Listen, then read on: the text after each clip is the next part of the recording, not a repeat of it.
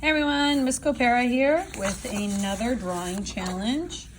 I challenge everyone to do this, even if you're in advanced art, right? Always start with dark to light and warm up before you do any sort of drawing. Dark to light, dark to light, light to dark, light to dark. I have some bumps down under here. It's messing with my line. And that's a good point. Make sure you have a clean workspace. Light to dark, dark to light, dark to light, light to dark, light to dark. Okay. One thing that we did in class a lot is my favorite. Like, I really do think that this is good. Just practicing doing curvy lines, right? Picking up the pencil, right? It really is just, and I'm rotating from my shoulder, just doing that, and then dark, dark, dark. So you could always do a warm up, post it to Seesaw. Also warm up by doing some fast value scales, light to dark, right? And the element of arts, the element of art we were focusing on this week is form.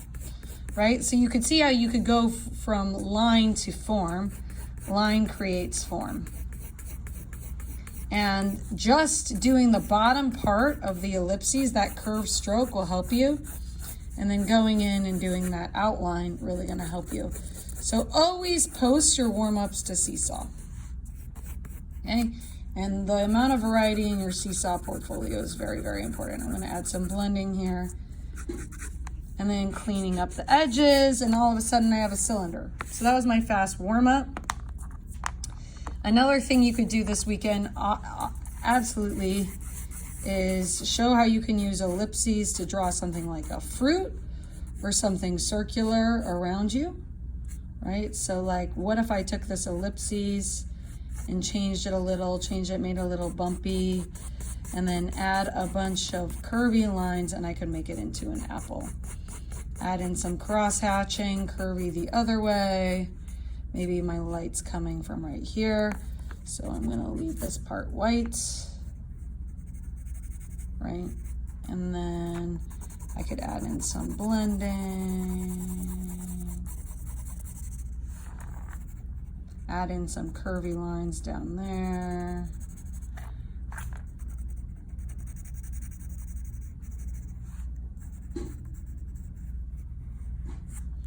All right, so an apple, but that's not what I'm doing in this video. I just wanted to show like a warm up. One thing, I'm gonna turn my paper vertically. One thing that everyone has around their house is a water bottle, right? So I want everyone to feel like they have a strong sense of like how ellipses and contour lines can kind of help you to create form. So start by making an ellipse. You can go all the way around up at the top. And I'm actually looking at a water bottle live right here. 2 little vertical lines and then another curved ellipse down there. Okay, but I'm not going all the way around, right? I'm stopping, right? It's just curve, right? Maybe I want to add a light blending at the top. I do see a light line going around a dark line right there. Now, there's a lot of different shading techniques happen. If I could do vertical hatching right there to show that this like rough texture right here. Along the edge, I got those little rims. And then I see so many ellipses in water bottles. So another ellipse going down.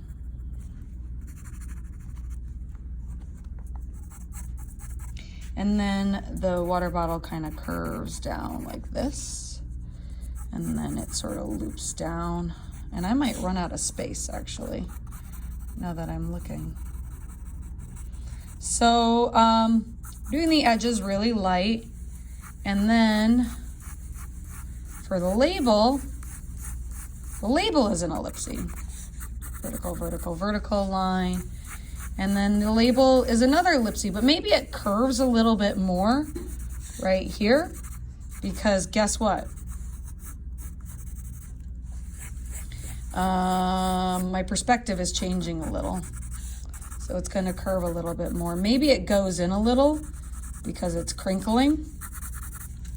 And then my water bottle, I don't know about you guys, it has a lot of different bumps. So there I have one shadow. And I could take a break and I could go in and add some vertical lines. Maybe you want to write the label, maybe not. If you wanted to write the label, you could do so right there. Trader Joe's Mountain Spring Water. But maintaining curvy hatching at the edge really helps. Now I'm asking myself, where are my lights coming from? Okay, it's coming from here. So this side is darker. And then I'm taking a break, I'm moving around, and I see ever so slightly some shadows going up, going in. Now don't be like, oh, I can't do this, miss. Yes, you can. And adding in some shadows. Okay. And then this part's see-through, this part is see-through. And I just have so many bumpy waves kind of going up and like a lot of bumpy waves in the water bottle. So it would be good for me to put another ellipses down here to know where I'm going. And then all of a sudden the bumps go up like that. Now your water bottle may be different, but I have these weird corners coming in down here, down at the bottom. And then they get kind of skinny. So I can go ahead, put in the outline to put in those bumps. And then, oh my gosh, it gets really skinny down here. Bump-a-da-bump, bump-a-da-bump, bump-a-da-bump. But I challenge you guys to like use ellipses to go ahead and make a water bottle. Down here where I got all these bumps, guess what I have happening? Which is a huge challenge. I could see through it. So ever so slightly, I could see the bottom of the water bottle here. I could spend hours working on this. I'm not gonna do that because I wanna go home. But then it kind of comes out like that. And let's just say it ends right there. I feel like that's about right. Should be running off the page. I got some shadows down there. Okay, so the outline is right here of the water bottle. But look at all these contours. I mean, I could just keep working at this. This back here, I could go ahead and I can see where the water is. Like where the actual water is. So the water bottle isn't all the way full.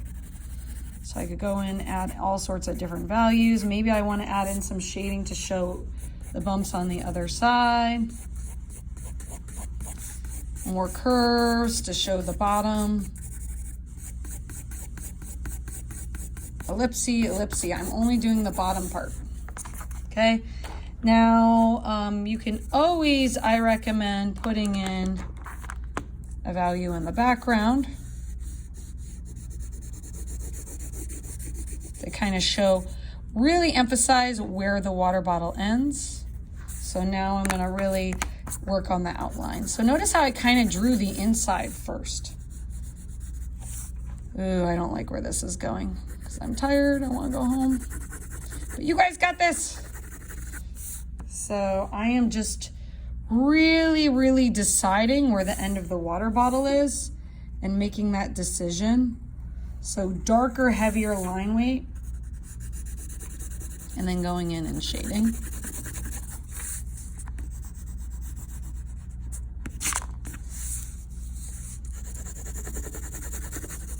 And maybe you want to add some expressive lines on the outside. Ooh, fun. I love water.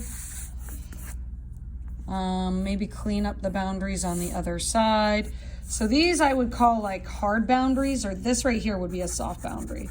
Like a dark to light, like showing the edge. So showing how the value slowly is shifting. But this is the beginning of the label, right? So this boundary would actually be harder. Right? Meaning like this is where a value ends, where something begins. Okay, I can add in even more ellipses, maybe have it slowly disappear.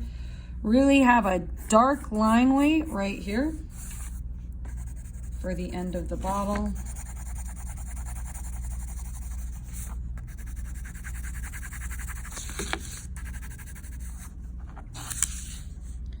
Really, really darken that right there. Okay, and I'm gonna go in and decide where the bottle ends. Oop, pencil broke. I should have a lot of pencils at home.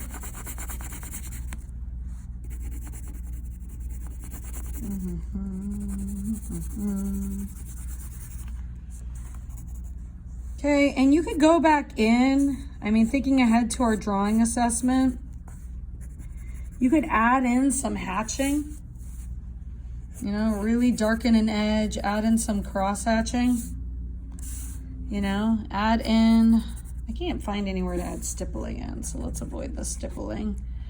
Add in some more hatching along the edge, right there. Maybe you want to add in some expressive lines right here.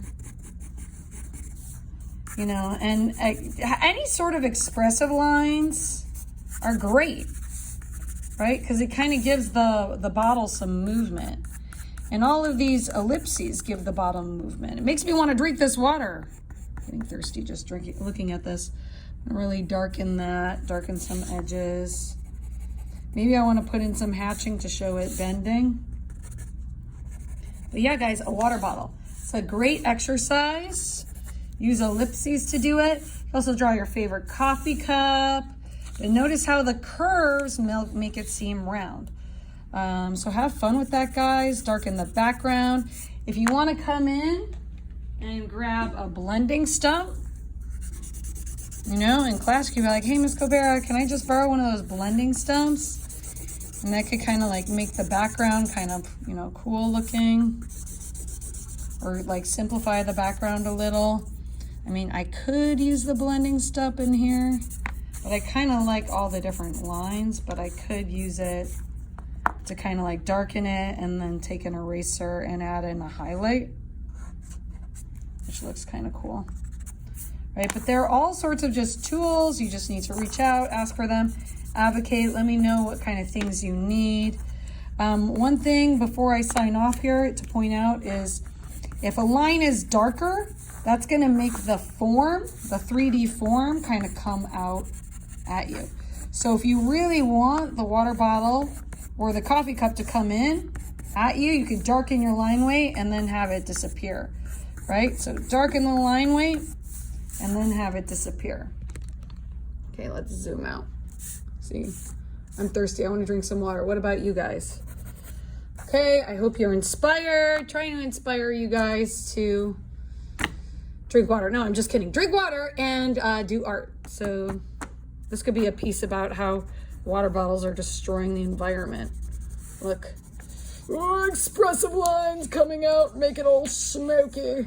Right? And then all of a sudden it has a voice because I'm putting some angry lines in there. So have fun. Again, what's going on here? I'm using contour lines to create form. I'm drawing the inside of the object, not just the outline. We got all sorts of different shading techniques, everything but hatching, because me and hatching, we have a love-hate relationship. We got some blending happening, dark to light.